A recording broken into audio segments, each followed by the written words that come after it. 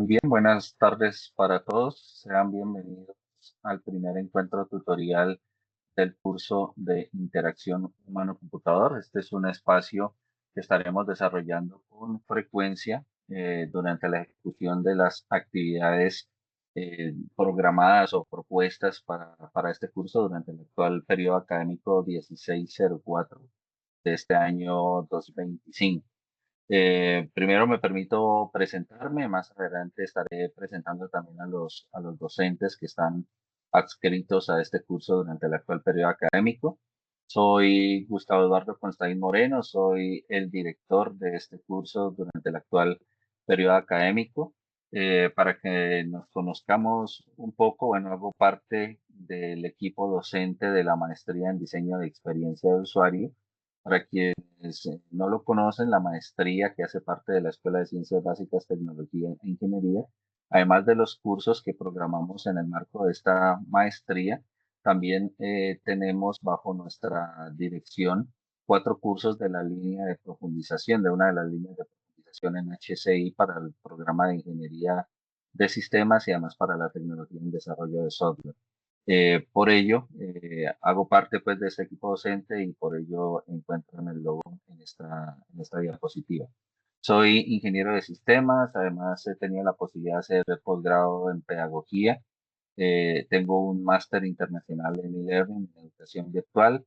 Tengo una certificación internacional en transferencia tecnológica, una maestría en computación y un doctorado en ciencias de la electrónica, justamente con énfasis en ciencias computacionales, donde he trabajado ya desde hace varios años en proyectos de interacción humano-computador y en UX, en experiencia de usuario.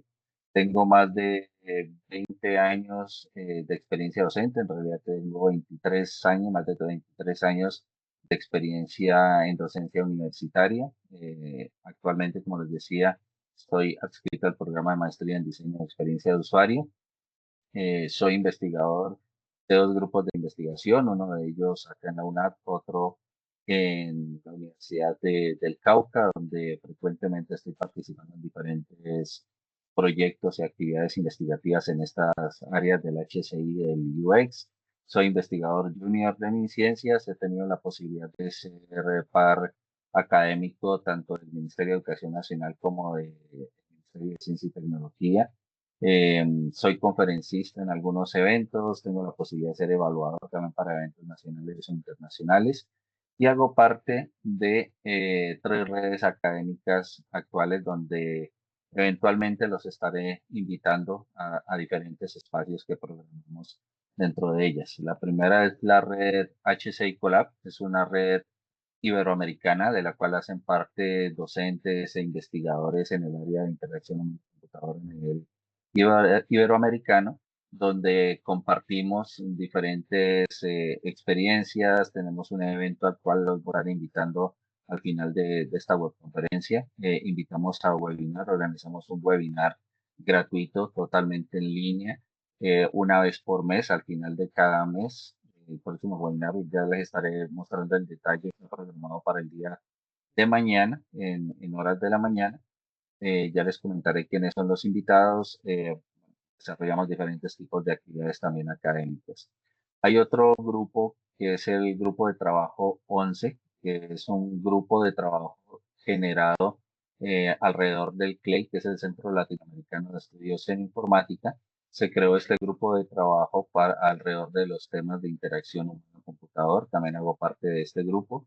De la AIPO, que es la Asociación Iberoamericana de Interacción Persona Ordenadora. Es una asociación eh, de investigadores y de instituciones universitarias que trabajan en temas de HCI a nivel iberoamericano, y actualmente estoy asumiendo la dirección o más bien la representatividad de esta asociación para toda América Latina.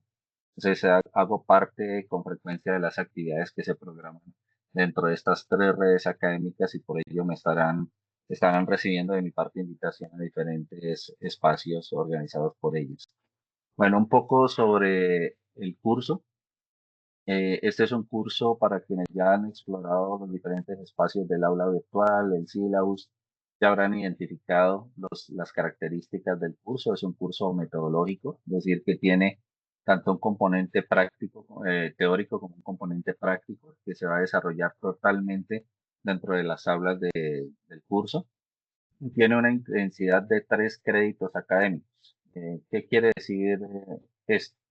Un crédito académico es un estándar internacional que se podría definir como la cantidad de horas de estudio a las cuales hay que dedicarle para poder abordar todas las temáticas que están propuestas. ¿Cómo están divididas estas 144 horas de estudio? Son 36 horas de acompañamiento docente, dentro de las cuales están estos espacios de webconferencias que vamos a desarrollar como mínimo una por cada una de las tareas que se van a estar proponiendo dentro del curso, que ya están propuestas dentro del curso. También hacen parte dentro de estas 36 horas las horas en que los docentes vamos a estar interactuando con ustedes a través de los canales de comunicación que voy a comentar más adelante. Entonces es importante que sepan que los docentes vamos a estar dispuestos durante esas jornadas para poder estar atendiendo las inquietudes que ustedes nos puedan plantear a través de estos canales de comunicación, incluyendo los foros, Teams o los diferentes espacios que cada uno de los docentes pueda definir. Y las otras 108 horas son de estudio independiente, es decir, que son horas en las cuales ustedes van a estar explorando el material bibliográfico que les recomendamos, van a estar revisando las guías de aprendizaje, van a estar desarrollando sus actividades para generar ese aprendizaje esperado. La estrategia de aprendizaje utilizada es aprendizaje basado en tareas, por ello el curso está dividido en 5 tareas que seguramente ustedes ya las han visto en la agenda del aula. La tarea uno, que es la que actualmente está en desarrollo, es la que se denomina como Introducción a la Interacción Humano-Computador. Entonces ahí estamos viendo 3, 4 conceptos básicos sobre lo que es HCI. La tarea 2 son aspectos fundamentales de la interacción humano-computador. Ahí vamos profundizando un poco en cómo aplicamos estos conceptos básicos ya en la solución de algunas problemáticas que puedan existir desde el punto de vista computacional.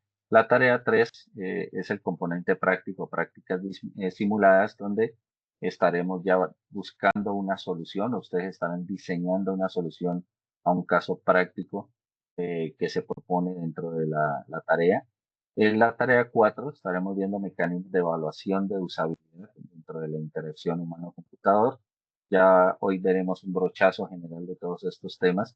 Y la última tarea, que es la tarea 5, es donde ustedes van a hacer una sustentación de interacción humano-computador, la sustentación de toda la tarea o de todas las actividades que se van realizando. Entonces, por ello es importante que vayan llevando un orden lógico, un orden coherente en la ejecución de cada una de estas tareas. También resaltar que la actividad inicial es individual, que es de nuestro interés dentro del equipo docente que diseña el curso, que ustedes puedan apropiar los conceptos básicos de interacción humano-computador. Entonces, por ello, la primera actividad es de tipo individual y todo ese conocimiento que se adquiera o esa comprensión de los conceptos básicos de HCI, pues los vamos a poner al servicio del desarrollo de las tareas 2 a la 5, específicamente de la 2 a la 4, donde se van a aplicar esos conceptos en la solución de un problema específico que al final van a tener ustedes que sustentarlo. ¿Cuál es el propósito del curso?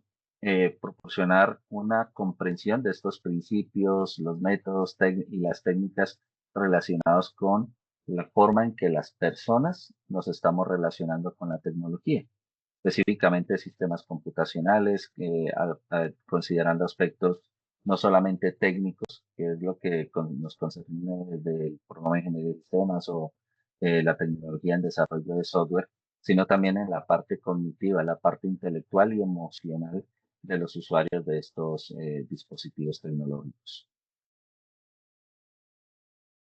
¿Cuáles son las estrategias de acompañamiento que se han definido para el curso? Aquí estos son los espacios que mencionaba, en los cuales vamos a estar dispuestos los docentes para poder atender y resolver las inquietudes que vayan surgiendo durante el desarrollo de estas tareas. Lo primero son las tutorías en línea, como la que estamos en este momento. Las tutorías en línea se van a estar desarrollando. Hay otros espacios que no están incluidos en la presentación, pero quiero que los sepan, que los conozcan. son los CIPAS. Vamos a estar creando y formulando unos CIPAS, unos encuentros académicos de profundización práctica. Es decir, en estas tutorías en línea, vamos a estar hablando específicamente de temas relacionados con la tarea que ustedes van a ir desarrollando. Pero eventualmente estaremos programando estos encuentros CIPAS para que sean actividades prácticas de conocimiento de algún tipo de herramienta. Entonces me explico. Si en alguna tarea vamos a tener que hacer un diseño de una solución o una aplicación de software, en la tutoría en línea, estaremos hablando tal vez de aspectos metodológicos y de lo que se debe realizar dentro de esa aplicación metodológica para el diseño o de una aplicación de software, pero no estaremos profundizando en el manejo de la herramienta de diseño que podríamos aplicar, que podríamos utilizar. En estos CIPAS sí vamos a estar profundizando, dando una especie de talleres prácticos de manejo de estas herramientas, ¿de acuerdo? Entonces son encuentros complementarios a lo que las tutorías puedan establecer y que ustedes pues va a ser mucho más enriquecedor el nivel de aprendizaje en el marco de esta línea, esta área de conocimiento. Entonces tienen que estar pendientes, estaremos programando las fechas en que se van a realizar tanto estas tutorías en línea como los CIPAS para que se puedan agendar con suficiente tiempo. Otro espacio de interacción con los docentes son los foros del aula virtual. Entonces la invitación aquí es a que en la medida que vayan avanzando en el desarrollo de las diferentes tareas, pues vayan subiendo sus avances para que así mismo los docentes podamos retroalimentarlos. Algo muy importante, traten de subir a los foros cuando vayan, esperen retroalimentación de estas actividades, no suban avances incompletos. Es decir, si quieren una retroalimentación que sea mucho más enriquecedora para ustedes, entreguen el documento completo con el desarrollo de su actividad completa para que los docentes podamos revisar hasta dónde avanzaron y qué sugerencias de mejora podemos recomendarles previo a la entrega definitiva de la tarea. Entonces, pero si nos van entregando, voy a poner un ejemplo, si la actividad tiene 5 puntos, desarrollan el primer punto y lo envían al foro, pues nosotros vamos a responderles o a retroalimentarles solamente ese punto. Y tenemos muchos estudiantes que van a estar subiendo sus actividades y nosotros vamos retroalimentando por orden de llegada. Cuando volvamos a llegar a usted, pues seguramente ha pasado mucho tiempo, ¿no? Entonces no va a ser tan óptimo el nivel de retroalimentación que podamos darles. Ustedes traten de entregar lo más completo posible en el foro de estas actividades para que nosotros así mismo podamos revisar y retroalimentar.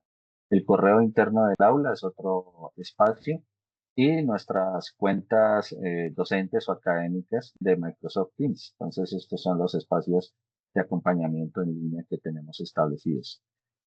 La programación de encuentros tutoriales generalmente los vamos a estar programando durante los primeros días de apertura de cada actividad del curso. Es decir, de acuerdo a la agenda del curso, ustedes van a ver que abre la actividad y seguramente en los siguientes 2 o 3 días, después de abierta la actividad, estaremos programando el encuentro tutorial. ¿Por qué esos días? ¿Por qué se dejan esos días desde la fecha de apertura de la actividad hasta el desarrollo de la tutoría en línea o la webconferencia? Que son unos días que damos de espera a que ustedes puedan visualizar la guía de actividades, la guía de aprendizaje de cada tarea, que ustedes la puedan leer en detalle, la puedan analizar sobre qué es lo que quiere, lo que se pide dentro de esa tarea, y ya llegando al día de la tutoría, podamos solucionar las inquietudes que puedan haber existido, que puedan existir en ese momento. Si lo hiciéramos seguramente han tenido el tiempo para revisarla y no a muchas inquietudes. Y que esperamos es que podamos aprovechar estas para la resolución de esas dudas que pueda haber. Las actividades del curso son las que están establecidas en la guía. Seguramente ustedes ya la exploraron. Son 5 tareas, como veíamos hace un momento.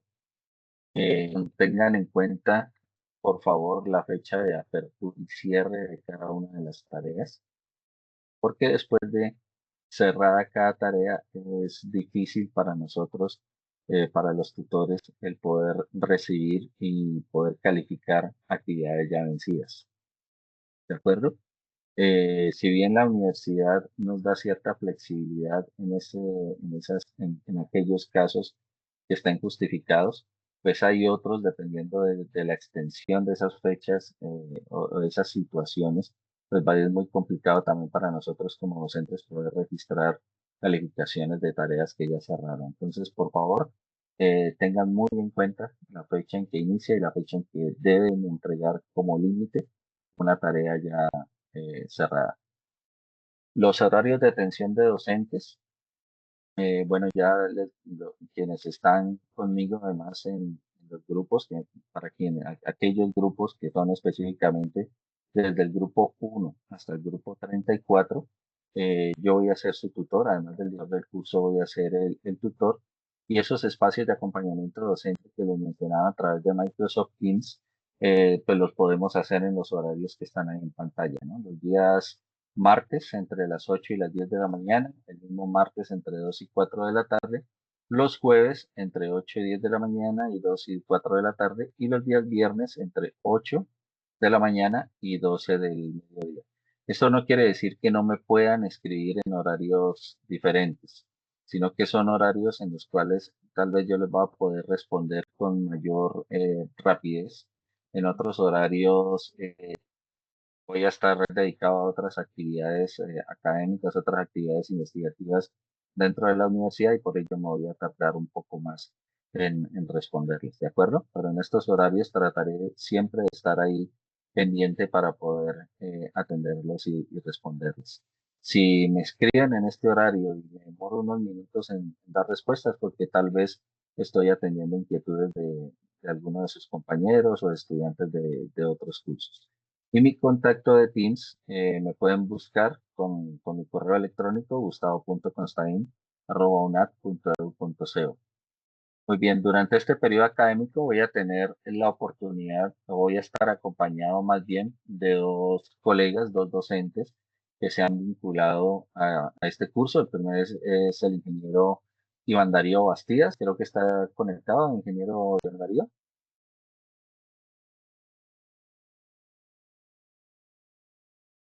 Me pareció verlo hace un momento conectado a la webconferencia. Si no está conectado el ingeniero Iván Darío, bueno, le comento, el ingeniero Iván Darío va a tener a cargo durante este periodo académico los grupos 35 al 47 y del 57 al 58.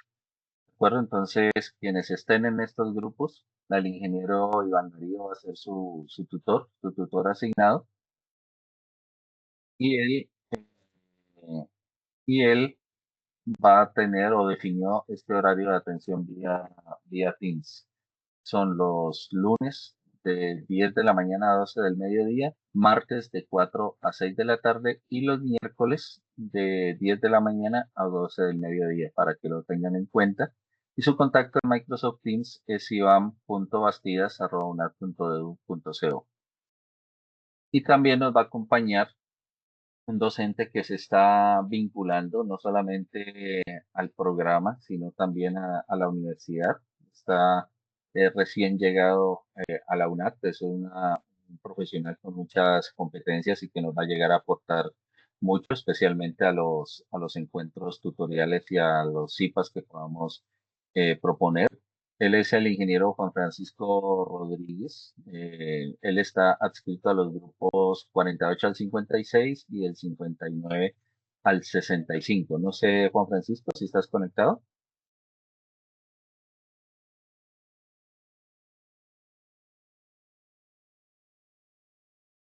Bueno, no está el profe Juan Francisco conectado. Él está recién vinculado con la universidad, como les decía, aún no tiene cuenta en Teams. Esperamos que esto quede establecido muy pronto, tal vez el día de mañana, por tardar el miércoles. Él ya debería tener su contacto de Teams y el horario de atención también para estos grupos. Sin embargo, él ya está ingresando desde el día de hoy, ya está ingresado a los foros.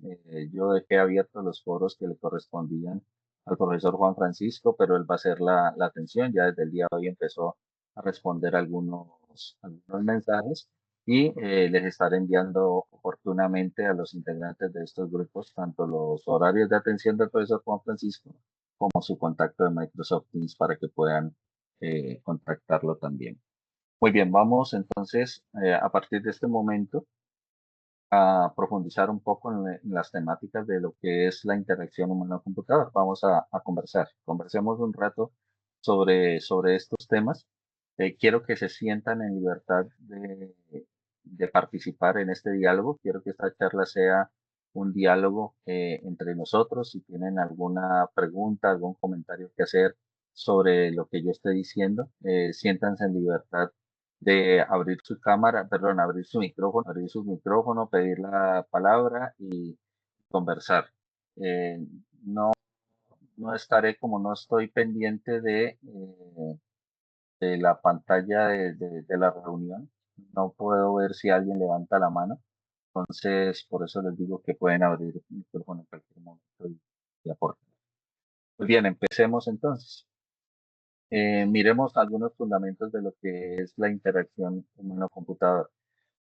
La interacción humano-computador es el estudio de la comunicación entre los seres humanos, entre las personas y los diferentes sistemas computacionales que puedan existir. Esto es un paradigma que ha ido cambiando en los últimos años, en las últimas décadas, sobre cómo desde las ciencias computacionales específicamente se diseña la tecnología. Ese paradigma inicial de diseño tecnológico decía que los ingenieros diseñamos tecnología y posteriormente los usuarios tenían que adaptarse a la manera como el ingeniero había diseñado ese artefacto tecnológico. ¿De acuerdo? Es ese paradigma ya ha venido cambiando a partir de cómo no es el ingeniero el que diseña de su propio pensamiento el cómo debería funcionar la tecnología, sino que son los usuarios los que determinan cómo se debería o cómo quieren ellos que funcione un artefacto tecnológico para que posteriormente un ingeniero lo construya. Eso ha provocado que haya que refinar estos procesos de estudio entre cómo interactuamos los seres humanos con la tecnología, ¿verdad? Cómo los usuarios interactuamos con tecnologías digitales y cómo mejorar esos niveles de interacción. Pues de eso se encarga la interacción humano-computador. Y miremos algunos ejemplos. Hace ¿cuánto? 40, 70 años, 80 años, en la primera fotografía del lado izquierdo, vemos una foto real de lo que en su momento se llamó una supercomputadora, es decir, una computadora que podría agilizar cálculos matemáticos o algún proceso de cálculo matemáticos del momento, de la fecha. La pregunta aquí es, ¿qué tanto debía capacitarse una persona que fuera operaria de esta supercomputadora? Si se dan cuenta, hay muchos elementos de interfaz de funcionamiento. Si miramos en la parte, voy a sacar un puntero, en el artefacto superior que vemos, hay una cantidad de controles, de perillas, hay una cantidad de dispositivos que estaban vinculados a esta supercomputadora que el operario o la persona que operara la supercomputadora debía manejar, debería conocer en detalle para qué servía, para poder sacar el máximo provecho. Pues esto es parte del paradigma que veíamos en su momento, el paradigma de diseño clásico de tecnología. Mientras que ahora podemos tener experiencias, por ejemplo, con realidad virtual, donde podemos simular y sentir o jugar con nuestros sentidos el poder de realizar tareas. Entonces, hoy en día es común ver personas o profesionales utilizando estos artefactos de realidad virtual para manejar o manipular maquinaria pesada. En países desarrollados, en países grandes, el operario tal vez de una grúa que hace parte de un equipo de construcción de rascacielos de edificios bastante altos, pues ya no tienen que arriesgar su vida subiéndose a altas alturas bastante elevadas para poder manipular una grúa, sino que a través de estos dispositivos de realidad virtual pueden manipular la grúa desde un sitio totalmente seguro. Entonces miremos cómo cambia la experiencia y ese paradigma de interacción con la tecnología y de lo que se puede hacer. ¿Cómo hemos llegado hasta allá? Es la parte más interesante. La interacción humano-computador, por supuesto, parte desde las ciencias computacionales, porque en últimas continuamos con ese propósito disciplinar que es diseñar tecnología, diseñar artefactos tecnológicos que pueden ser hardware, pueden ser software o la combinación de los dos, de hardware y software. Todo eso ya lo hacía las ciencias computacionales. Por el tener que diseñar tecnología para seres humanos, para personas, pues ha hecho que necesitemos de otra serie de conocimientos que nos puedan entregar otras áreas de conocimiento, áreas de estudio específico, como cuáles, por ejemplo, la psicología cognitiva. Entre más comprendamos a las personas, pues más adaptable va a ser la tecnología para ellos, ¿no? Para los seres humanos, para todos nosotros. Cuando hablamos de adaptar o de la facilidad de adaptación de la tecnología a lo que esperan o a la manera en que razonamos los seres humanos, pues hace que esa adaptabilidad pues sea cada vez eh, más fácil, ¿no? Que se logre con mayor facilidad. Y en ello tiene mucho que ver también la parte ergonómica, es decir, que no solamente la tecnología se adapte a la forma de pensar de las personas, sino a la forma de manipular que tenemos las personas de manipular esa tecnología. Entonces, ahí tiene mucho que ver la ergonomía. Como una pantalla táctil, como un smartphone, pues está diseñado para que podamos utilizar con mayor frecuencia, por ejemplo, podamos sostener el dispositivo con los cuatro dedos de la mano y podamos manipular la pantalla táctil con los dedos pulgares. Eso obedece a un estudio ergonómico de uso de dispositivos tecnológicos. Y ahí la psicología cognitiva y la ergonomía pues tienen mucho que aportarnos en ese sentido. Si vamos a diseñar tecnología no para una sola persona, sino para un colectivo de personas, para grupos, pues ya tendremos que recurrir a la psicología social o a la psicología organizacional, que es el área de conocimiento que históricamente ha venido estudiando los comportamientos grupales o colectivos de los seres humanos. Entonces también la interacción humano-computador recurre a muchas de estas técnicas, instrumentos, estrategias de estudio de grupos y de personas en colectivo para podernos ayudar a diseñar cada vez tecnología que sea de más fácil adaptación. Y hay un factor que es relevante en el propósito de diseñar tecnología que genere experiencias positivas en los usuarios hoy en día. Y es que además de ser funcional esta tecnología, pues se esperaría que sea atractiva para las personas. Y por ello también requerimos de conocimientos en diseño y artes. Es decir, que tengamos que hacer una consulta y un buen diseño de colores, de figuras, de formas, de la parte visual o la parte intuitiva de funcionamiento de las aplicaciones y que las interfaces de interacción entre el usuario y ese artefacto tecnológico pues sean agradables, ¿no? Tengan algún nivel de impacto. No sé si hay alguna pregunta hasta aquí. Me lo pueden manifestar a través del chat o del micrófono. Todo está claro. Muchas gracias. Muy bien, entonces ahora sí, vamos a profundizar un poco en cuatro conceptos básicos que están incluidos dentro de la HCI. Y el primero de ellos es el de usabilidad. Entonces, ¿qué es la usabilidad o de qué se encargan los estudios de usabilidad? Bueno, la usabilidad es la medición de la facilidad con que los usuarios utilizamos algún artefacto, algún dispositivo. ¿De acuerdo? Y hay unos factores claves para medir qué tan usable es un arte. En lo que me corresponde en este caso, en nuestra área de conocimiento, si vamos a evaluar qué tan usable es un artefacto tecnológico, pues qué aspectos o qué elementos debemos medir o debemos verificar. Uno es la eficacia, es decir, qué tan eficaz es el dispositivo para lo que se supone que está construido. Lo otro es la efectividad. Si yo necesito hacer una tarea específica, qué tan fácil o qué tan rápido lo puedo cumplir. Y además la satisfacción del usuario. Cómo me siento al utilizar, como usuario, cómo me siento al utilizar ese artefacto tecnológico. Y aquí tenemos un ejemplo claro de usabilidad. No sé cuántos de ustedes, porque he identificado que en el curso tenemos población, tenemos estudiantes muy jóvenes, seguramente no habrán conocido este teléfono inteligente, los BlackBerry, que fue un teléfono que en su momento se apoderó del mercado, era el teléfono más vendido en todo el mundo por su diseño, era un diseño redondeado, un diseño muy bonito, muy agradable. Tenía ya interfaz gráfica en su pantalla a color con algunos iconos a color y realmente fue un cambio impactante, un cambio positivo en el mercado de la telefonía móvil.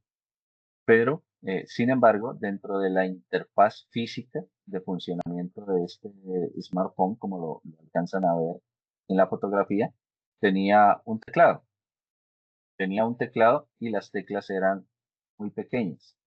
¿Qué ocurría con este teléfono que se apoderó del mercado? Sí, porque fue disruptivo en cuanto al diseño, el diseño visual como tal del producto, la pantalla colores, hasta ese momento las pantallas eran monocromáticas y empezaban a cambiar los colores grises por algunos colores suaves como el azul, verde. Y BlackBerry llegó a romper el mercado con una pantalla que manejaba una gama más grande de colores. Sin embargo, para las personas que tenían dedos muy gruesos o muy grandes, se les dificultaba teclear con esta interfaz. ¿Qué ocurrió poco tiempo después? Pues hubo una empresa, que es Apple, que sacó un teléfono, que son los iPhone, donde ocultó y desapareció por completo toda la cantidad de teclas que tenían los BlackBerry. Y toda esa funcionalidad que tenía un teclado la trasladó a funciones de pantalla, de una pantalla táctil. Y los iPhone llegaron al mercado con una sola tecla.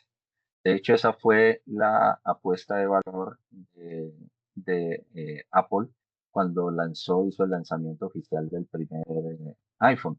Y es que eliminaba por completo las teclas y era el teléfono con una única tecla para poder hacer absolutamente todo.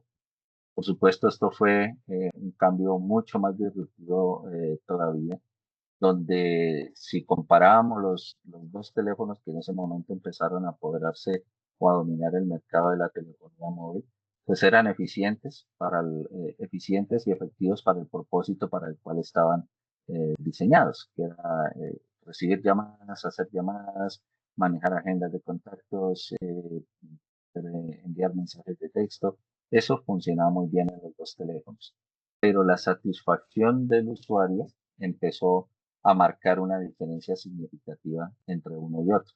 El solo hecho de haber eliminado el teclado y que ya cualquier persona, sin importar el tamaño de sus dedos, podía digitar y además que podía configurar el tamaño de las letras, configurar el tamaño del teclado en pantalla.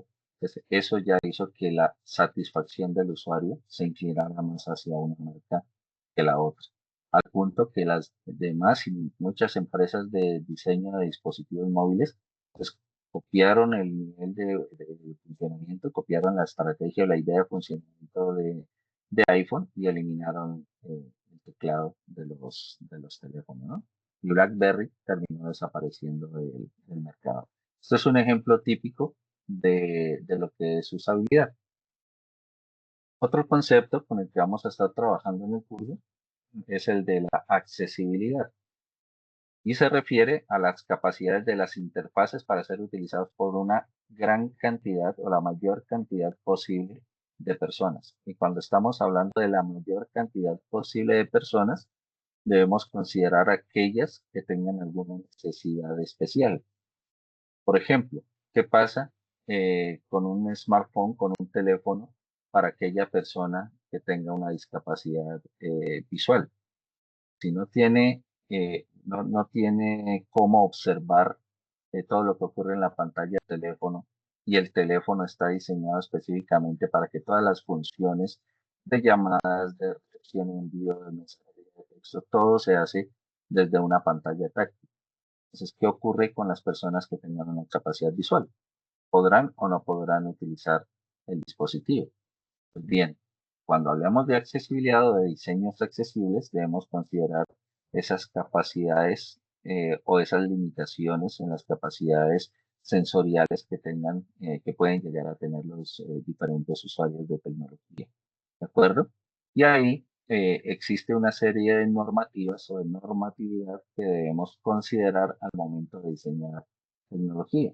Entonces, por ejemplo, las pautas WCAG, que son las iniciales de Web Content Accessibility Guidelines, son unas pautas o unas directrices que nos dice una organización internacional, nos explica, y vamos a estar profundizando en ellas en alguna de las tareas del curso, por eso hoy solamente es una introducción. Estas pautas van a decir, si vamos a diseñar, por ejemplo, un sitio web, bien sea para acceder a él a través de un dispositivo móvil o a través de un PC con una conexión a Internet o a través de cualquier dispositivo que tenga acceso a Internet, si vamos a acceder a él, consideremos usuarios con discapacidad visual y apliquemos estas pautas, estas normas.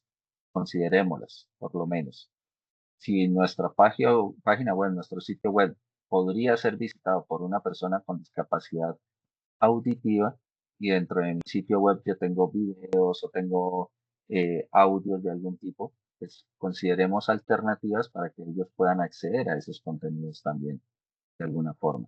Si es una persona con discapacidad física y va a utilizar un artefacto tecnológico, pues considerémoslo también. Analicemos esas características de los que pueden llegar a tener los diferentes usuarios y diseñemos nuestra tecnología adaptada a las condiciones propias de estas personas. Un tercer concepto es el de experiencia de usuario. Realmente sería un cuarto concepto porque ya vimos el de HCI, hemos visto usabilidad y hemos visto accesibilidad. Este concepto, el cuarto concepto es el de experiencia de usuario o UX. Y ya decíamos que es esa percepción que genera en un usuario el proceso de interacción con algún artefacto tecnológico. Entonces, si ponemos un usuario a interactuar con nuestro diseño tecnológico, tenemos que evaluar cuál es esa respuesta sensorial o esa respuesta inmediata de ese usuario frente a nuestro diseño tecnológico. Y ahí debemos considerar algunos factores que influyen en esa reacción del usuario, como cuáles, como el diseño visual del producto tecnológico, cómo interactúa con ese artefacto o solución tecnológica que hemos diseñado y cuál es la satisfacción emocional, es decir, cómo se siente el usuario al interactuar con esa tecnología. Y miremos algunos ejemplos de lo que sería experiencia de usuario. Creo que esta es una imagen clásica que la podemos encontrar en las calles de nuestras ciudades de donde vivimos y seguramente en algún momento hemos identificado o nos sentimos identificados o hemos observado a personas en una escena como esta. ¿Sí? Una persona de talla baja queriendo hacer uso de un cajero electrónico que está a una altura superior a la talla o a la estatura de ella, de la persona. ¿Qué puede ocasionar esta situación? Bueno, uno, que la transacción que hacer el usuario pues no sea segura, ¿no? Seguramente si va a teclear la clave, pues puede ser observada por otras personas que estén detrás de ella. Si hay instrucciones en pantalla, seguramente no va a alcanzar a observarlas correctamente. Entonces, no hay una experiencia de usuario positiva en esta situación por no haber considerado las características físicas de los diferentes usuarios, como una persona de talla baja. Pero podría ocurrir el caso contrario, que haya un cajero electrónico que esté a una altura muy baja y que puedan existir usuarios de una estatura alta que para hacer uso del artefacto tecnológico pues tengan que agacharse, tengan que incomodarse durante el tiempo que duren usando el artefacto tecnológico. ¿De acuerdo? En este caso también habrá una experiencia de usuario negativa. ¿Cuál puede ser la solución o cuál sería la solución desde los estudios de interacción humano-computador y de UX? Pues considerar los diferentes factores o las diferentes características de los usuarios del artefacto tecnológico. Pues consideremos no solamente personas de talla baja, sino que puede haber una persona con movilidad reducida, por ejemplo, transita en silla de ruedas y por supuesto no puede ponerse de pie para hacer uso del dispositivo. ¿Sí? Y analicemos para las diferentes personas hasta dónde llega el nivel de usabilidad, de efectividad del producto, pero también de confortabilidad, es decir, que sea usable el artefacto y que además genere una experiencia positiva en ellos. En ese caso, pues tendremos que considerar diferentes alternativas de diseño o variación en el diseño, de manera que el uso de ese artefacto tecnológico pues sea eh, adaptable a las condiciones específicas del usuario. Y cuando hablamos de adaptarnos a las condiciones y características del usuario, viene un siguiente concepto que está incluido dentro de interacción humano-computador también, y es el diseño centrado en el usuario. Vamos a diseñar tecnología a la medida de los requerimientos del usuario. Pues yo siempre lo explico de la siguiente manera. Pensemos, veámonos a nosotros mismos como diseñadores de HCI o como diseñadores de UX, como el sastre, aquel sastre que va a diseñar un traje a la medida para una persona. Cuando un sastre nos va a diseñar un traje, nos toma medidas de diferentes partes de nuestro cuerpo. ¿Para qué lo hace? Para que en el momento que nos pongamos la prenda de vestir, pues quedemos a gusto, ¿no? Quedemos satisfechos por la manera como se nos ve el traje una vez que nos lo hemos puesto, una vez que lo estemos usando, porque no nos va a quedar largo en las mangas, no nos va a quedar muy ancho, no nos va a quedar muy largo, sino que está hecho a la medida. Entonces, ¿cómo podríamos diseñar tecnología a la medida de las características de la persona? A medida de las características físicas, a la medida de las características intelectuales que pueda tener esa persona. Pues bien, de eso se trata este método de diseño centrado en el usuario, en comprender esas necesidades y expectativas de los usuarios y a partir de ese nivel de conocimiento del usuario, ya podamos formular el diseño tecnológico. Y aquí aplicaríamos como método, como principio de diseño centrado en el usuario, podemos aplicar algunas etapas o algunas fases. Una es el análisis, estamos tomándole las medidas a los usuarios que vaya a tener nuestra tecnología. Posteriormente el diseño, cómo imaginamos que se vería y que funcionaría ese diseño tecnológico. Lo prototipamos, es decir, construimos una versión funcional de esa tecnología, algo así como el traje modelo que nos vamos a medir a ver si nos queda bien de mangas, de largo de mangas, de largo hasta la cintura de cuerpo, del ancho, y si el usuario nos dice sí, pienso que me queda perfecto, ahora sí, continúo con los detalles hasta poder tener la versión definitiva. Ese es el prototipado, la evaluación que hacemos al final, a ver si realmente se cumple con el propósito de esa tecnología y la implementación, que es ya cuando el usuario se lleva y empieza a utilizar su producto tecnológico. Entonces, miremos nuestro diseño tecnológico eh, como esa tecnología diseñada a la medida para los usuarios. Y hay unos elementos que debemos considerar también durante y posterior al diseño tecnológico y es cómo vamos a recolectar esos datos de los usuarios, cómo vamos a tomar las medidas del usuario que va a hacer uso de la tecnología. Y aquí recurrimos a algún conocimiento metodológico de metodologías de la evaluación, metodologías de la investigación, para poder recolectar datos de las medidas del usuario, pero también de cómo espera sentirse el usuario al usar la tecnología. Y estos son lo que se conocen como métodos tanto cualitativos como cuantitativos para recopilar información sobre los usuarios. Entonces aquí vamos a aplicar encuestas, entrevistas, algún tipo de pruebas que se pueden aplicar desde la interacción humano-computador. ¿Sí?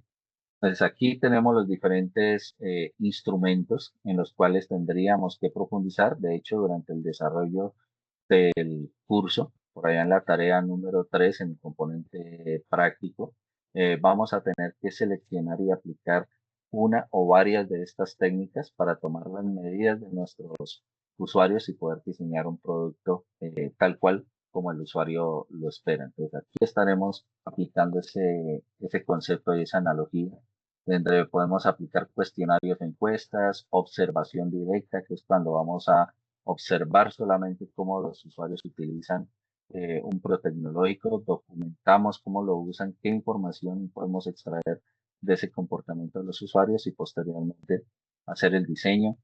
Podemos realizar entrevistas estructuradas o semiestructuradas o no estructuradas cuando son preguntas abiertas, que eso, el nivel de estructuración de una encuesta tiene que ver con la preparación previa que hagamos para esa entrevista. Si yo ya tengo definido qué es lo que le voy a preguntar, qué es lo que me interesa que el usuario me diga, me indique qué información necesito que él me aporte, pues preparo unas preguntas claves, unas preguntas orientadoras de la entrevista a través de un guión que yo pueda ir siguiendo para poder plantear esas preguntas y que me vaya dando la información que necesito. También podemos tener grupos de discusión o focus group, que es la invitación de algunos expertos en diferentes temáticas, a los cuales yo les pueda plantear preguntas claves sobre el producto tecnológico que quiero diseñar y esperaría en respuesta que estos expertos pues, me aporten datos relevantes y que me sirvan, que me aporten al diseño de mi producto tecnológico. También podemos hacer sector transaccional, es decir, si ya tengo versiones previas de una aplicación de software, por ejemplo, puedo ponerla en uso de un grupo de personas y mirar cómo se comporta tanto la aplicación de software como los usuarios al interactuar con ese procedimiento, con esos procesos iniciales. Voy documentando y a partir de los resultados, pues voy haciendo una iteración del mejoramiento o el refinamiento de ese diseño tecnológico. Puedo hacer seguimiento en redes sociales basado en lo que comentan las personas también en redes sociales o hacer un panel de encuestas, ¿no? Es decir, hacer un análisis de diferentes fuentes de información o diferentes encuestas que el análisis pues, me arroje también información relacionada con, con mi producto, con lo que yo estoy diseñando. Y una vez que ya tengo recolectada la información de los usuarios, pues ya tomo decisiones, ¿no? Tomo decisiones de qué es lo que quiero hacer, cómo debería funcionar mi aplicación, y ya aplico técnicas o herramientas para prototipar interfaces. Ya es en esta etapa donde yo defino qué elementos voy a agregar a la interfaz de mi diseño, ¿no? Si voy a poner un menú, si va a ser ese menú gráfico, si va a ser un menú en texto, si voy a tener texto en alguna parte, se va a poner un video, qué tipo de video, cómo se va a visualizar el video, qué tipo de color voy a utilizar en la interfaz. Es decir, todo ese tipo, elementos, toda la cantidad y tipología de elementos gráficos que yo pueda agregar al diseño mismo de mi aplicación. Y aquí podríamos utilizar herramientas como Figma, Adobe 3D, Azure, ser inclusive prototipado en papel cuando estaba haciendo generación de ideas para crear versiones preliminares de cómo se va a ver el desarrollo de mi tecnología, ¿de acuerdo?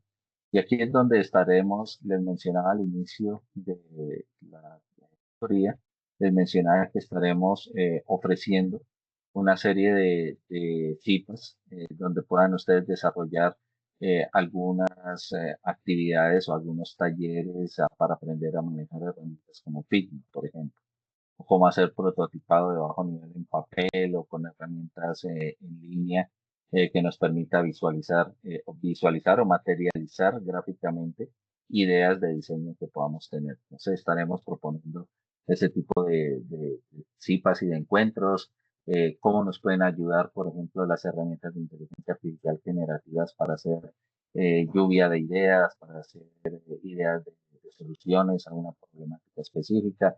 Todos estos espacios adicionales estaremos proponiéndolos para que estén también pendientes de la programación.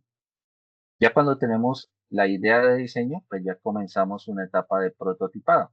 Pues vamos a prototipar, es decir, vamos a pasar del diseño tal vez en papel a un diseño mucho más cercano a la realidad de cómo se vería la solución una vez implementada. ¿De acuerdo? Entonces ahí podríamos tener prototipos conceptuales, que es lo que tendríamos, por ejemplo, en papel, en una gráfica hecha a mano alzada, a tener, por ejemplo, un prototipo funcional, que es donde ya vamos a mirar cómo funcionaría con el que tenemos de fondo. Podemos tener un prototipo estructural que me permita ver qué elementos gráficos o de contenido va a tener en mi prototipo y llegar hasta un prototipo físico que ya es totalmente funcional y que ya lo puedo poner al servicio o al uso de un grupo de personas, de un grupo de usuarios, para poder validar o evaluar si funcionan realmente bien o no y sobre todo si estamos cumpliendo las expectativas de los usuarios para quienes estamos diseñando esta solución tecnológica. ¿De acuerdo? Entonces, el día de hoy, no sé si hay alguna inquietud aquí sobre estos conceptos que hemos trabajado y para centrarnos en la revisión de la guía de aprendizaje de la tarea y la solución de posibles dudas. ¿Sí? No sé si hay alguna inquietud.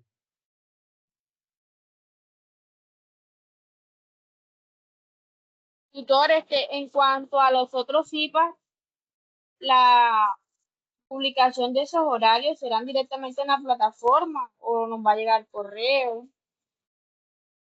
Las dos, Ana Andrea, estaremos programando, haciendo una programación con los dos profesores, con Juan Francisco y con Iván. Trataremos de dejar fijas las fechas, es decir, que desde por tratar la próxima semana ustedes ya sepan qué fechas se van a hacer esos CIPAS y cuáles serán los temas a trabajar en cada uno de ellos. Lo mismo trataré de hacer con las tutorías para que conozcan con tiempo las fechas, para que ustedes también se puedan agendar y las puedan trabajar, ¿vale?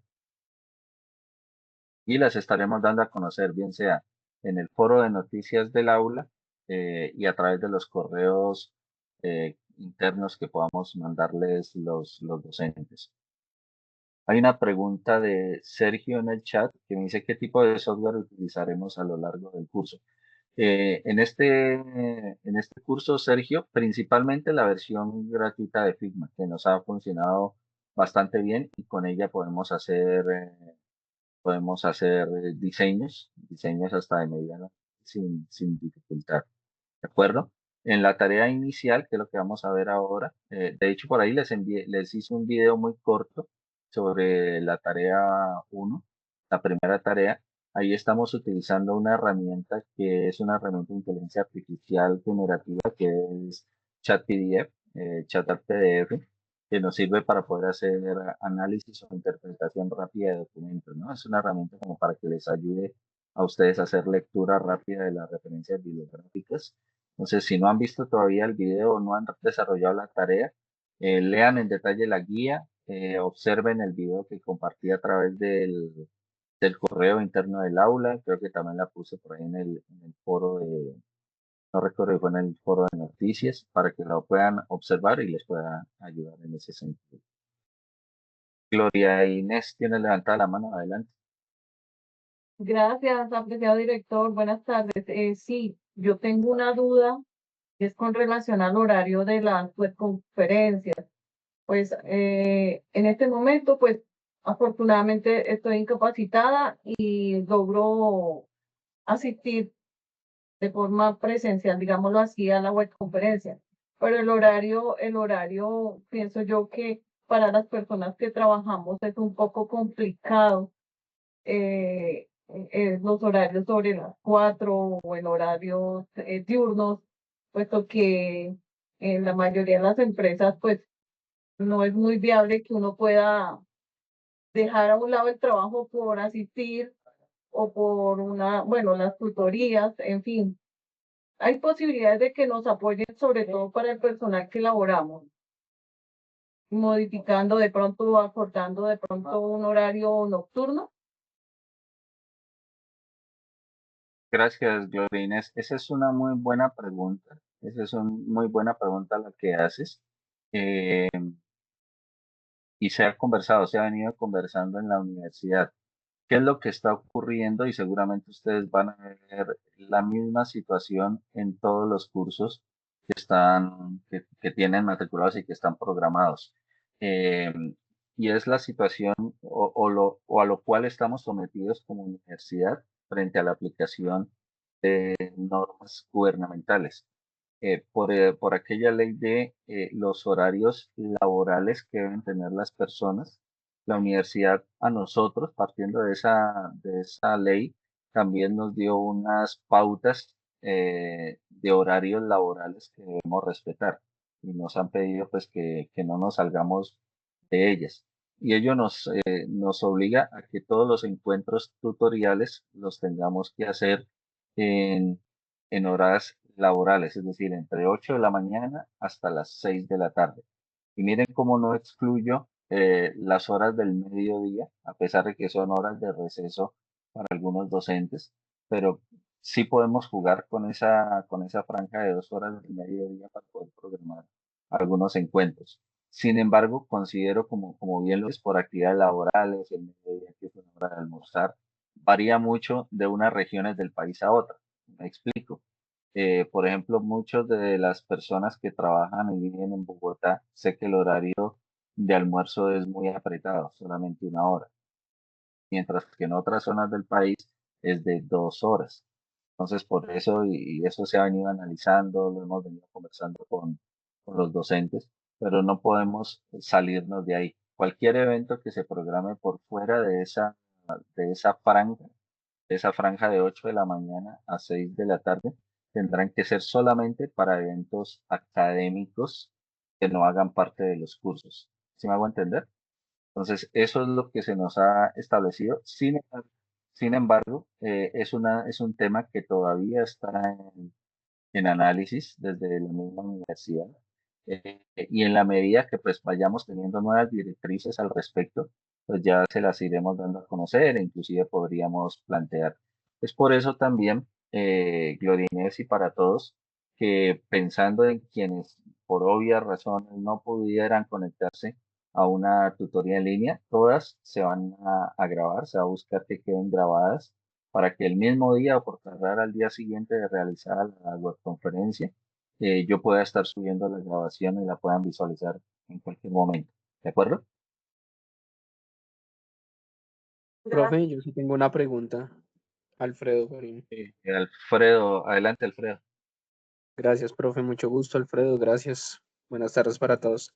Profe, bueno, es que bueno, aparte de esta materia, sé que tenemos más materias, pero pues en el momento estoy un poquito enredado, pero sé que hay como tres que toca hacer como unos mapas conceptuales, digámoslo así, o mapa mental. Esta es una de esas actividades que aquel día la leí, pero no sé si estoy seguro que es esta o esta es otro tipo de actividad.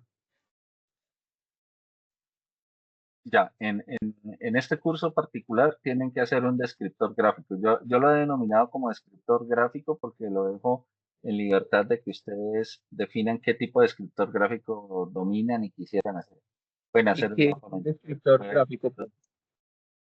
pueden hacer un mapa mental o pueden hacer un mapa conceptual o pueden hacer un gráfico descriptivo, pueden hacer una tabla, lo que ustedes consideren que podría resumir los conceptos que estamos explorando y que fue de los que yo hablé hace un momento.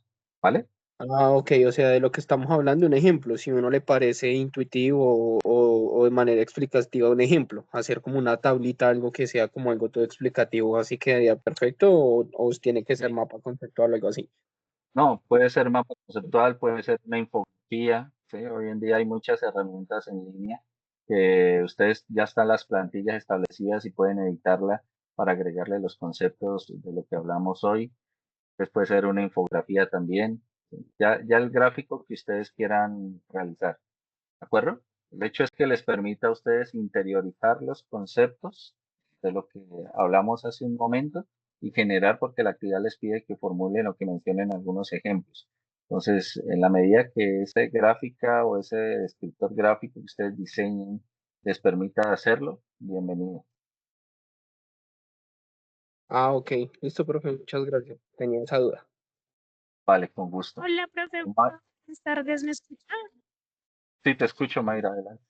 Profe, Gustavo, una pregunta. ¿Qué tan inviable es de que los docentes puedan habilitar un tema de tutorías entre el fin de semana? Porque pues digamos que yo tengo docentes que han podido habilitar eso como un tema de tutorías o apoyos un fin de semana, especialmente los sábados hasta el mediodía o antes del mediodía. Buena pregunta, Mayra. Sí, los horarios laborales nuestros de los docentes los ha establecido la universidad también extensivo hasta los días sábados entre 8 de la mañana y 1 de la tarde, ¿no? Entonces, si lo acuerdan con alguno de los docentes, que ustedes, por ejemplo, solamente puedo conectarme a solucionar o a plantearle mis dudas los días sábados en la mañana, pues acuérdenlo con su docente, en qué horario se les facilita y eso lo podemos hacer. ¿De acuerdo? De acuerdo, profe, gracias. Ok, con gusto. Bueno, hay una pregunta antes de continuar con la presentación y cerrarla. Me dice John Freddy, nos pregunta que si el formato para presentar la actividad la comparten. Sí, John Freddy, en cada guía de actividades, cada guía de aprendizaje establece cuál es el formato o la estructura que debe tener el informe que deben presentar. ¿De acuerdo? Entonces ahí la puedes revisar en detalle o si no, al final la revisamos y la miramos con cuál es esa estructura que mencionas. Muy bien, ya para finalizar con la charla de hoy y poder revisar en mayor detalle un poco más la guía de aprendizaje, aunque ya está el video, les decía el video que subimos explicándolo, quiero comentarles que dentro de las estrategias que estamos formulando eh, para este curso, en general dentro de la maestría que es extensible a ustedes, a estos cursos, estamos definiendo unos espacios, perdón, de formación complementaria. Y dentro de esos espacios de formación complementaria, quiero comentarles que hay unos espacios conectados de los cuales ustedes pueden hacer parte y podrían aprovechar.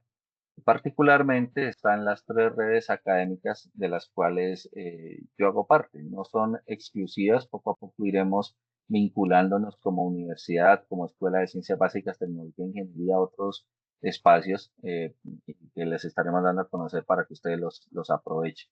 El primero les mencionaba la red HCI Colab, que es la red colaborativa para soportar procesos de enseñanza o aprendizaje de la interacción humano-computador a nivel iberoamericano. Aquí quiero que denme un segundo, por favor. Voy a agregar esta información, aunque mejor se las voy a compartir ahora al correo del aula para que la tengan a la mano, que es justamente la invitación a este evento. Es un evento que creamos dentro de la red HCI Collab que se denomina como un año de webinar de HCI en Iberoamérica. Tratamos de hacer un evento a finales, la última semana de cada mes, donde invitamos 1 o 2 expertos en temáticas de HCI o que hayan desarrollado algún proyecto en el marco de HCI y que nos cuenten qué han hecho, qué se está trabajando en temas de HCI para estar actualizados, para poder conocer qué se está haciendo en diferentes partes del país con relación a esta temática. Este es un espacio que está auspiciado por la AUIP, que es la Asociación Universitaria Iberoamericana de Posgrados, la Asociación de Integración Persona Ordenador, se ha vinculado al Centro Latinoamericano de Estudios en Informática también. Hay una red europea, pero que se está extendiendo a América Latina, que desarrolla videogames, colaboraciones para diseño de videogames, de videojuegos, también están vinculados. Y el próximo evento, el próximo webinar es el día de mañana, a las 10 de la mañana. Entonces, apenas finalicemos este encuentro tutorial, pues les estaré enviando la invitación y el enlace para que mañana lo puedan visualizar, se hace a través del canal de webinar virtual de la UNAR. Entonces, en vivo yo estaré presentando el webinar el día de mañana para que puedan visitarlo, que puedan observarlo y mirar, aprovechar estos espacios. Mañana tenemos un invitado mexicano que viene de una universidad mexicana y un invitado colombiano que justamente es el profesor Juan Francisco, que va a ser parte y lo van a tener ustedes también en este curso. La otra red con la que quiero compartirles, ya les mencionaba un poco, es la AUIP, Asociación de Interacción Persona-Ordenador, de la cual pues estoy haciendo parte, me vinculé como vocal, como representante para Latinoamérica. También les estaré dando más adelante, más despacio, una charla sobre qué ventajas tiene hacer parte de estas redes académicas para ustedes como estudiantes y no solamente como profesionales de las ciencias computacionales al vincularse a estas redes. Y la tercera, que también ya la había mencionado, es el grupo de trabajo Avance en Intelectual Computador del CLEI. Entonces son espacios académicos de los cuales ustedes pueden empezar a vincularse como estudiantes, participar de los diferentes eventos que organizan estas redes, participar en concursos internacionales, es decir, competir con sus ideas de proyectos, pueden competir con estudiantes de otras universidades que están formándose también en estas líneas y que entregan premios no solamente en efectivo, en algunos casos, entregan premios en efectivo para apoyar la ejecución de proyectos, sino que también entregan becas para formaciones postgraduales en algunos casos, o becas para asistir a eventos internacionales, la posibilidad de presentar artículos y ponencias en eventos internacionales, que eso también madura mucho y hace certificaciones internacionales y madura su formación profesional, ¿no? Ya les hablaba de esto y con esto cerraríamos el encuentro tutorial por el día de hoy. Aquí tienen mi correo electrónico adicional a la información de contacto que ya les había dado. Y no sé si, por lo que algunos me estaban preguntando, eh, mm, hay todavía dudas sobre el desarrollo de la actividad o consideran que debemos revisarla en este momento. Entonces, quedo atento a lo que me puedan decir.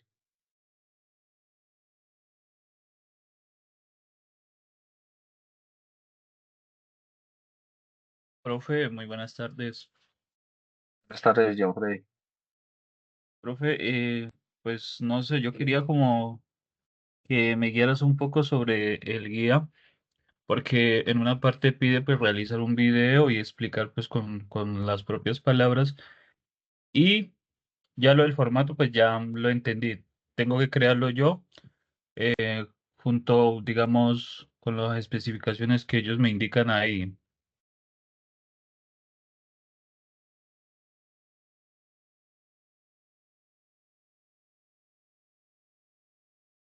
El profe no tienes el micrófono activo. Ya, gracias. Era la duda puntual, John Freddy, no comprendí.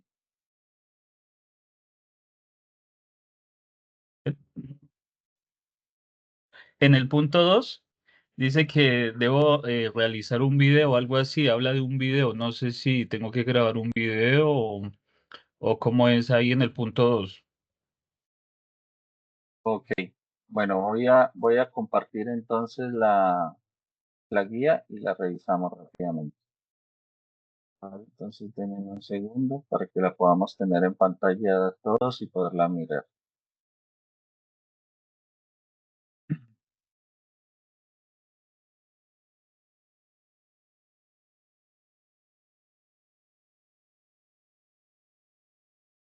Un segundo.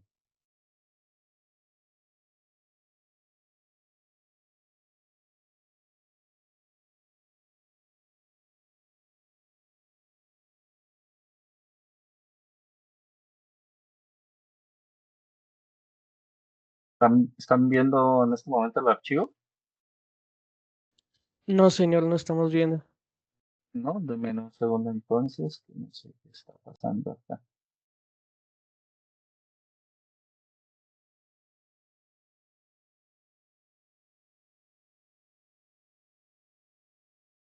No sé por qué no me está permitiendo compartir un archivo que está en PDF.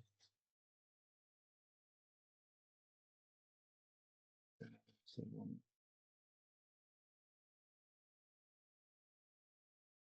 Si no me lo dejas compartir, igual voy a ir revisando y vamos hablando sobre el tema.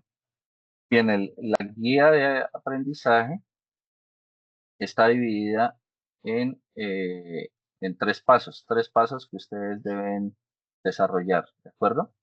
El primer paso nos pide que hagan una revisión detallada de las referencias bibliográficas que están propuestas en el curso.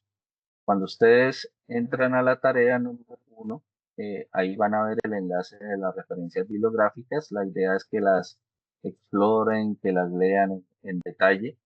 Como hay algunas que están en idioma inglés específicamente, que no debería ser pues un impedimento para que todos o la mayoría puedan puedan leerlas. En caso de que haya alguien que no tenga esta habilidad de lectura en un segundo idioma, pues les he sugerido que puedan utilizar una herramienta como ChatPDF para que puedan hacer esa lectura, ¿no? En el video que les envié, pues está cómo utilizar la herramienta para que aprovechen, la puedan aprovechar y mirarla. Ahí sí ya están observando el archivo. Sí, señor. Señor. Ok, perfecto. Entonces, miren, el paso 1 es justamente lo que les estaba comentando. Les digo que hagan una lectura detallada de todos los documentos.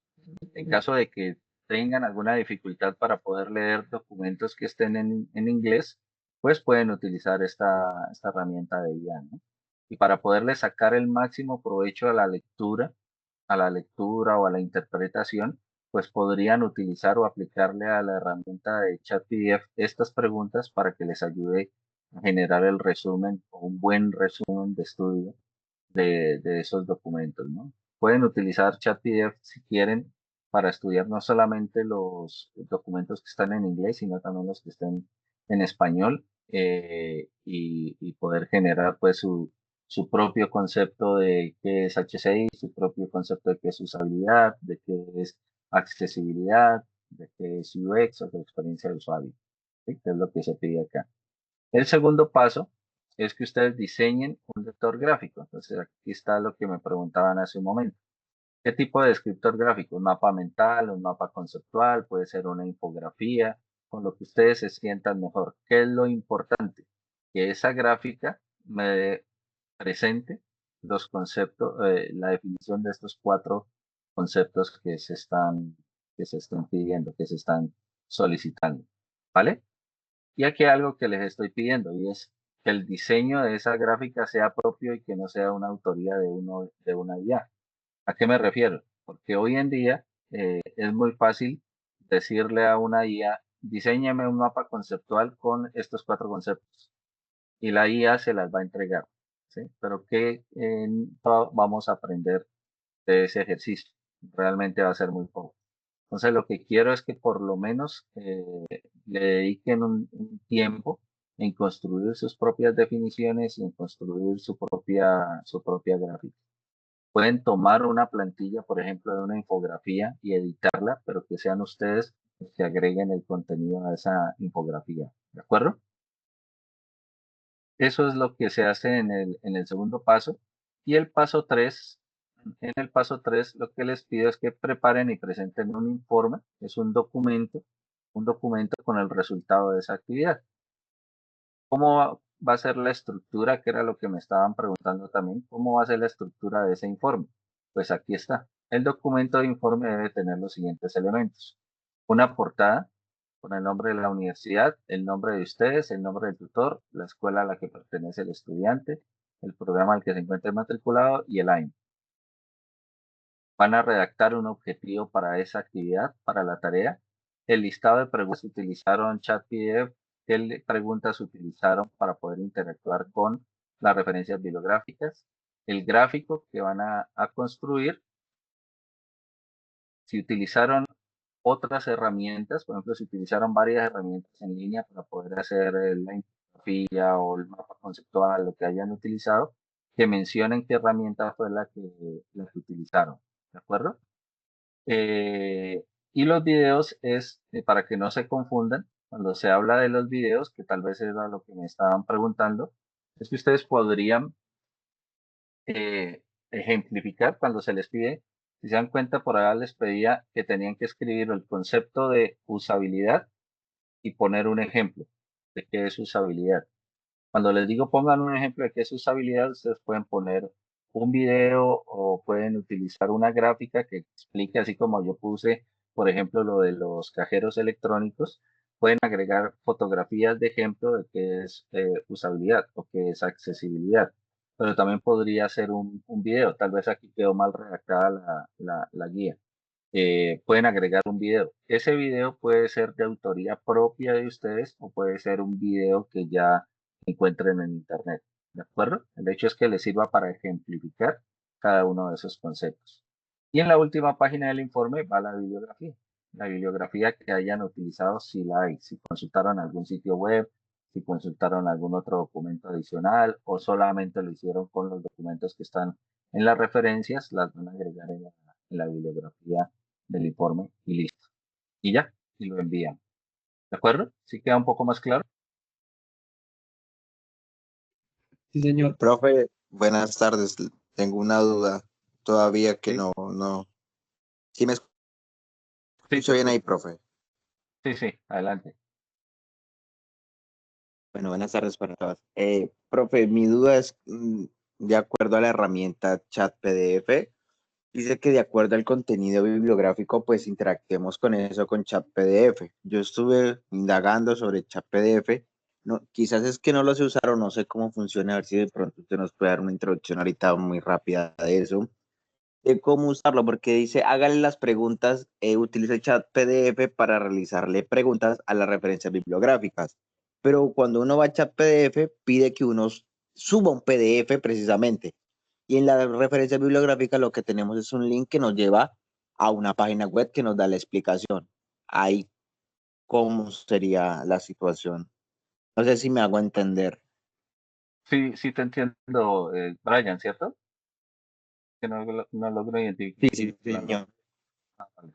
No sé si Sí, sí. viste el video que yo envié por correo electrónico dentro del aula, Brian. No, quizás no lo he visto, sí, no lo he visto. Vale, te invito a que lo revises porque justamente ahí explico esa situación de cómo podemos consultar un sitio web que está en inglés, cómo puedo guardar esa página web como un documento PDF y utilizar ese documento PDF en chat PDF para poder interactuar con él, ¿vale? Entonces te invito a ti, a quienes lo hayan hecho, a que visualicen el video porque me tardaría, es un video que dura como 10 minutos y me demoraría también todo ese tiempo más explicar haciéndolo ahora. Entonces, para que lo puedas visualizar y ahí ya te soluciona la inquietud. ¿De acuerdo? Ah, ok, listo, profe. Muchas gracias por la información. Justo una pregunta sobre la infografía. Tengo es una duda sobre el tema de, pues, del diseño como tal. Sí o sí es necesario agregar un ejemplo de accesibilidad dentro como tal del diseño gráfico que se va a entregar. Sí, quedaría mucho más completa la definición si le agregan un ejemplo, ¿no? Como decía, puede ser con fotografías, puede ser con un video, lo que ustedes consideren que va a ejemplificar de buena manera el concepto. Ok, pero decir que como tal no sería necesario, eso sería como una opción o una recomendación para poder tener más claro el concepto y la definición. De acuerdo, Mayra, de acuerdo. Bueno, y le agradezco a John Freddy que acaba de ponernos, Ryan, porque miren, John Freddy en el chat acaba de colocar el enlace al video al que me refería, ¿no? Para que lo puedas cargar y lo puedas visualizar.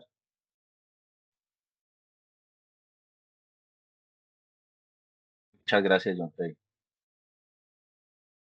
Bueno, no sé si hay más inquietudes. Señor. Vale. Bueno, si no hay más inquietudes, Emanuel, acaba de levantar la mano adelante, Emanuel. Sí, buenas tardes a todos. Sí, profe, tenía una duda, pues que tú decías que, por ejemplo, si yo en mi caso quisiera hacer un mapa conceptual o algo parecido, tendría que incluir en este caso imágenes que den ejemplo a los 4 conceptos que estamos estudiando, ¿verdad? Son 4 conceptos, si no estoy mal, ¿verdad, profesor? Sí, correcto. Ok, Así es. entonces, si bien dado caso quisiera poner una imagen, también tendríamos que dar una descripción a lo que se ve, como para dar un mayor ejemplo. Sería lo ideal. Sería lo ideal. Digamos, no está dentro de las exigencias de forma, pero si estamos hablando de accesibilidad, por ejemplo, lo ideal sería que las imágenes que agreguemos tengan alguna descripción, ¿sí? Pero no está dentro de la solicitud de la guía. Pero si lo quieres agregar, bienvenido sea. Vale, gracias. Sí, puesto que como pues tenía planeado hacer un mapa conceptual, pues de pronto podría estar un pelín cargado de texto, pero aún así creo que sí que sería útil. Sí, de acuerdo, de acuerdo. Vale, Ahora, muchas gracias, profe. vale, con gusto. Ahora, si utilizan herramientas, por ejemplo, para el diseño de mapa conceptual, mapa mental, hay muchas herramientas en línea que les permite diseñar, hacer estos diseños y agregar elementos multimediales, ¿no? Pueden agregarle imágenes, videos, audios, lo que quieran, URL de, de enlace a otros sitios explicativos, lo que quieran agregar para ejemplificar los conceptos, pueden hacerlo. Siéntanse en libertad de ello. Eso sí, una recomendación. eh, si hacen diseños de estos elementos gráficos en un sitio externo, un sitio web, cuando compartan ese enlace para visualizar el mapa o el gráfico, asegúrense de que se pueda visualizar sin necesidad de tener que registrarse, ¿no? Porque algunos hacen, por ejemplo, mapas conceptuales en herramientas externas y cuando uno hace clic en el enlace para ir a ver el gráfico, pide que uno tenga que registrarse, agregar correo electrónico, llenar unos datos para poderlo visualizar. Pero hay maneras de compartirlo sin necesidad de estar registrado. Entonces asegúrense de que se pueda visualizar bien. ¿De acuerdo? Listo, estimados. Entonces, de esta manera, ya damos por finalizado el primer encuentro tutorial del curso. Recuerden, en próximos mensajes, el día de mañana les estaré compartiendo